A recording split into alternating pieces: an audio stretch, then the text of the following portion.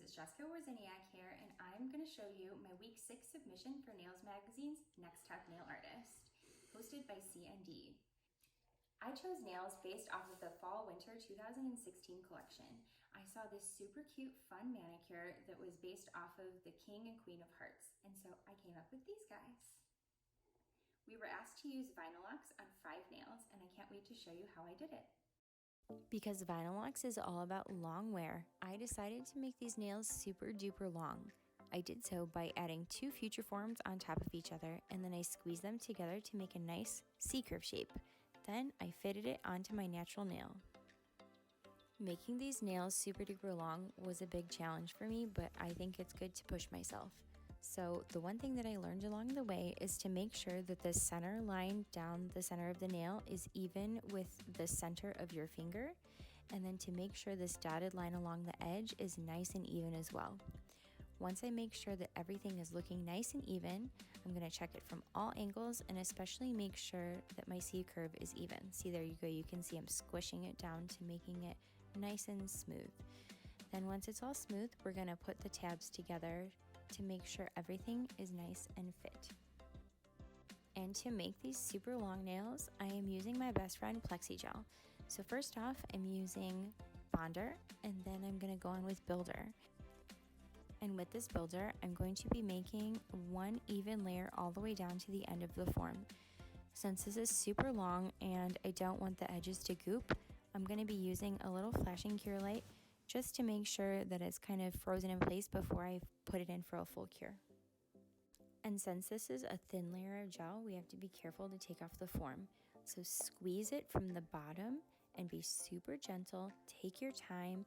It'll eventually come off, and then you're gonna have a nice thin little nail waiting for you to build some structure.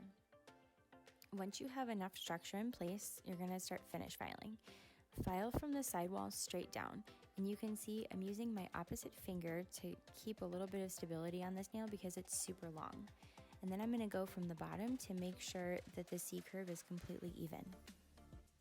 We're gonna start painting all of our details with Vinylux. Since Vinylux is super duper pigmented, it's great for nail art because you don't have to go over it with a million coats. One coat will do it for you. But the only thing that we have to be sure of is that we're using it a little bit quickly because it is a nice quick drying polish. So the technique that I found that worked the easiest was to put a little dab of the color that I wanted on my palette and then grab it a little bit at a time.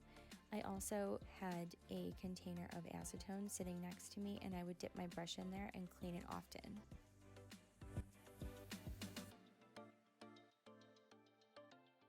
I ended up finding out that I like blending the 2 colors together with Vinylux a little bit better than I even like using shellac. Because these colors are so pigmented, they're super easy to smush together. So make sure you're doing a little bit thicker of an application in the middle. That way you have a little bit of room to smush the colors together, and I'm telling you, they blend so nice. Be sure to use the brush from the bottle whenever possible because it puts the polish on so smooth and pigmented. Here's a little clip of me and my family when we were on our road trip during this challenge. I ended up having to conceptualize everything and draw it out on paper ahead of time, and then I ended up finding it easiest to sketch it out on the nail before I ended up painting.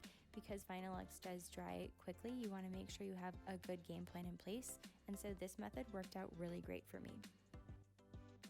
Since my inspiration photo was the King and Queen of Hearts, I thought that it would be really cool if I could imagine the models walking down the runway with those nails on into the playing cards themselves. And so I turned the Jack, Queen, and King into some hot babes.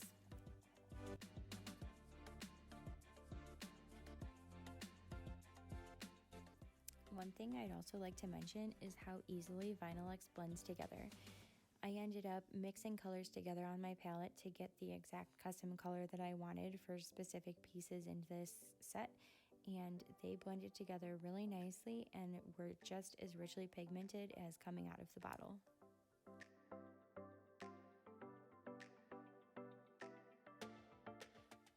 To make the little tattoo embellishments, paint your shapes onto a silicone palette and let dry.